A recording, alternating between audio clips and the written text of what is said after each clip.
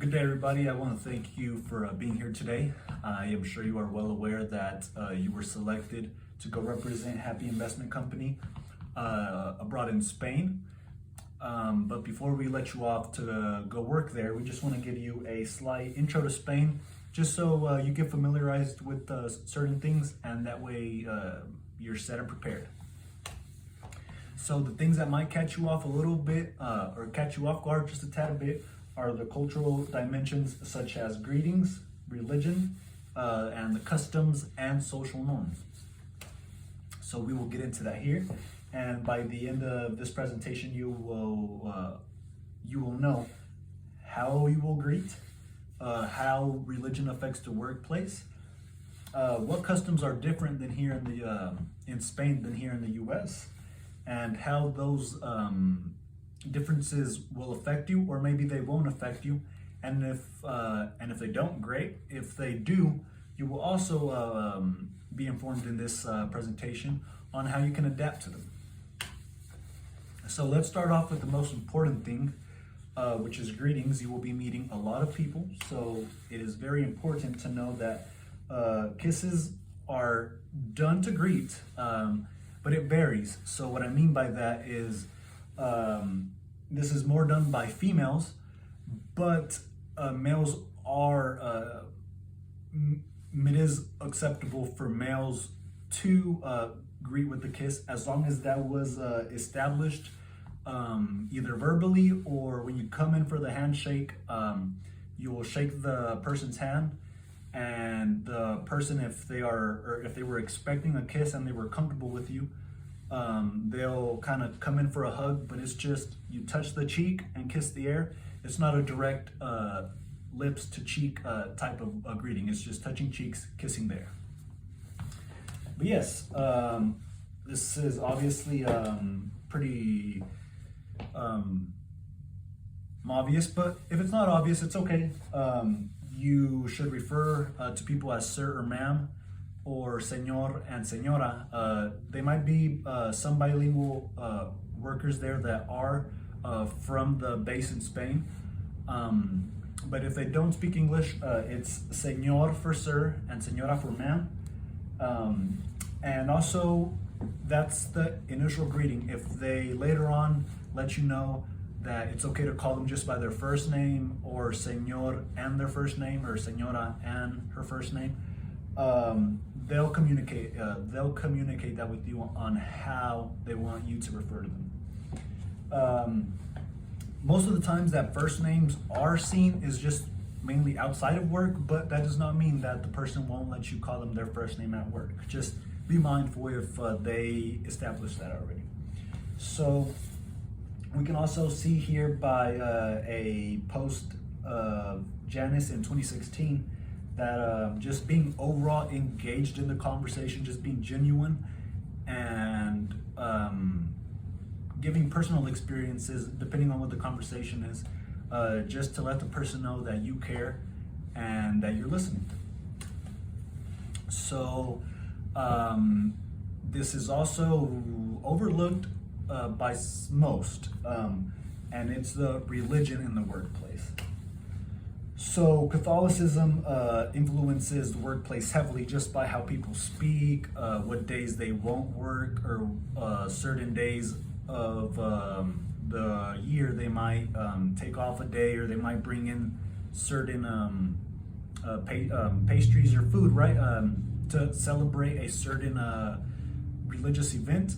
And it's not only Catholicism that is present. There is many other forms of religion that affect the workplace. But just overall, since you might not be sure completely what religion one might be, as stated by Protestante Digital in 2022, it's just respect coworkers by watching your language. There's been a huge amount of people that are in the workplace and they get uncomfortable because foul language is not part of or it's not acceptable in their religion, so they tend to feel a bit uncomfortable. So just watch your language, watch what you say about other religions.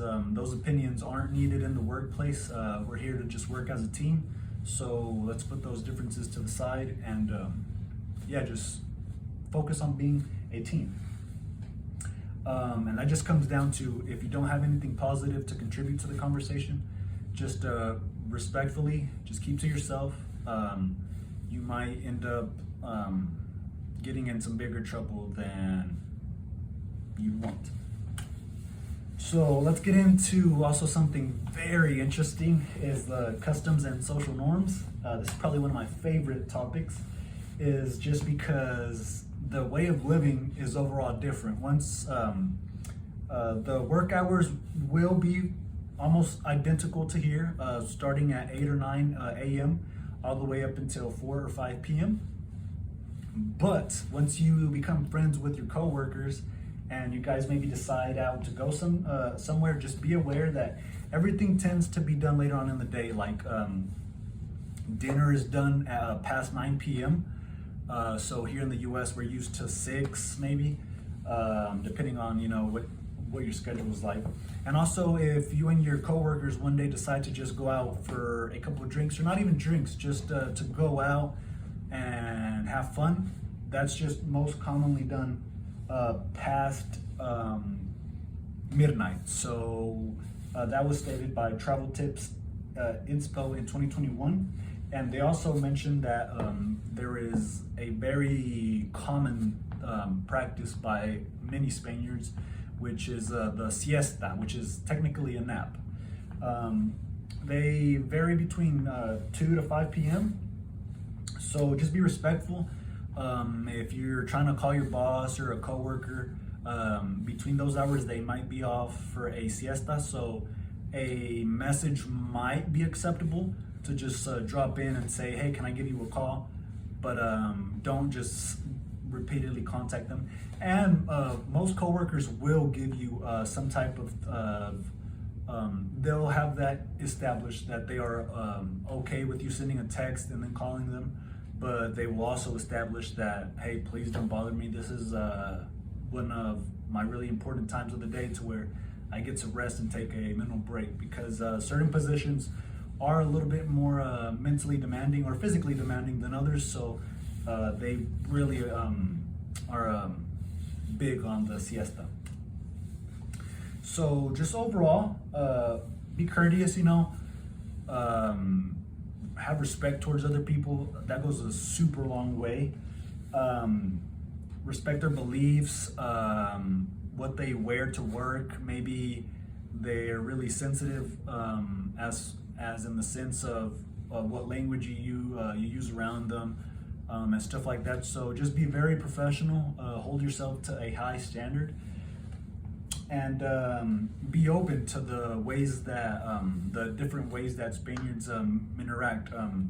Some of them have different type of customs, like staring is sometimes not seen as offensive. They're just simply looking at you, and it doesn't mean anything sinister or like that they're challenging you and your person, but it's just completely normal in some areas to just stare at people. And if you are uncomfortable with some customs, such as the kiss that I mentioned, you can establish that, just like they can establish to you that they're okay with you giving them a kiss and greeting. You as well have the right to tell them, hey, where I'm from, we don't really greet like this, but I'm more than happy to shake your hand and come in for a simple hug, but the kisses I do not do. And just overall, have fun, enjoy your time there. I know this brief was pretty serious, but I can assure you that once you get there, you will get accustomed and everything will start to fall into place. So again, I just want to thank you. These are my references. If you want to look them up later, you're more than welcome to, but this is the base knowledge that you now have, and you'll be able to apply to do great for yourself and for the company. But thank you again.